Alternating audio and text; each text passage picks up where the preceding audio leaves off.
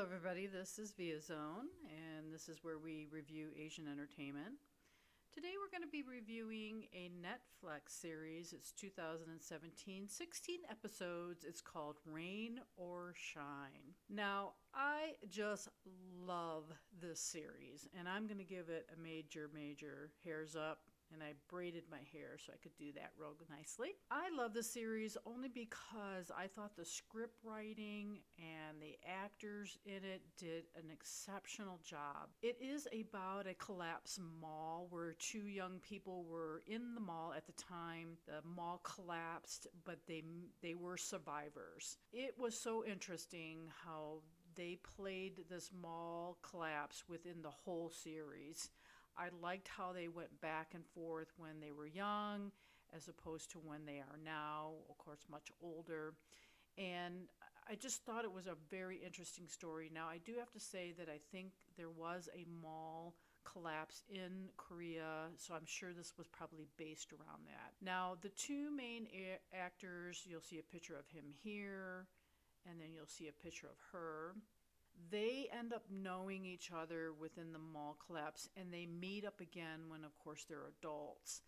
Now, let's break it down. The main actor is really mad. He gets into fights everywhere he goes. He just cannot deal with the pain of being a survivor within this collapse. In fact, he has a lot of nightmares, and he just cannot get over the pain, the suffering. So he fights to get this pain released out of his system.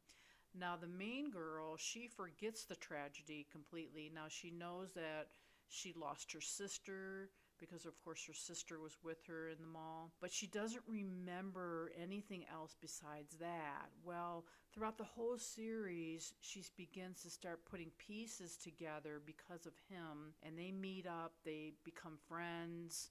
They start working at the same company, and so they get to know each other, and so things start clicking for her, and she begins to understand him a little bit.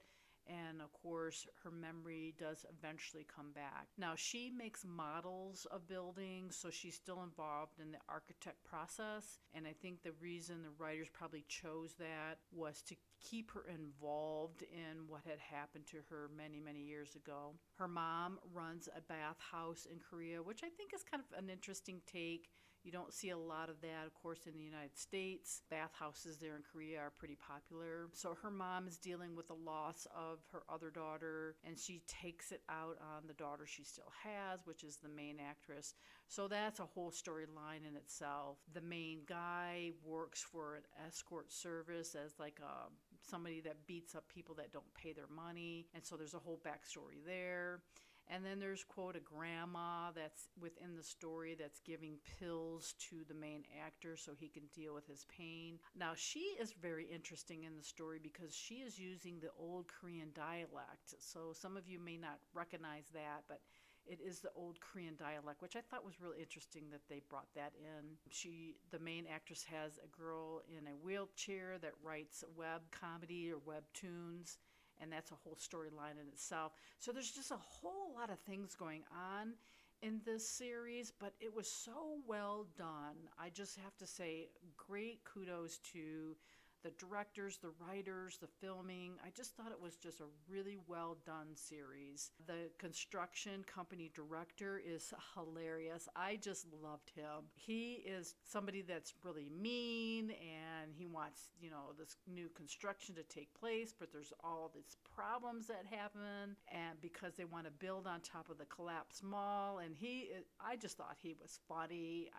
Very believable. He's been in a bunch of other series too, but I just enjoy him, and I love the way he says "ya." I mean, "ya" means hey in Korea, but the way he says it, it's just "ya." He's just funny. I just thought he was funny. Now, the young boy and girl that play the actual victims within the collapse mall, because they go back and forth with the series, they did an exceptional job. The boy that they picked to play the young guy in the series, he's been in a lot of other things as well, and he is really good. I thought he was spot on there too. The bond between reaching back and forth from the accident to current time was really well done. The music was great. It switched back forth with the music being traumatic and then sweet. It just was all really, really good. The mall collapse was in 2005, and there was 49 people that died. Now, again, I'm not totally sure if they based that on an actual event, but I'm pretty sure they did. A couple quotes that I did like within the series. One was, "This too will pass," because of course they're trying to deal with being survivors of this mall collapse, and they kept telling themselves this too will pass. And then another quote that I thought was really, really well entwined with the story was, "We're in a prison of our own making." And I thought that was a really great quote because they were both in this tragedy within themselves. Now, they do finally find peace after they get together and they become a couple, but there's just so much drama going on. So it is more on a sad storyline throughout the whole series, but so well done. So again, I would recommend this one. It's called Rain or Shine. It is on Netflix, 2017 series. Remember to subscribe, ring the bell, and until next time.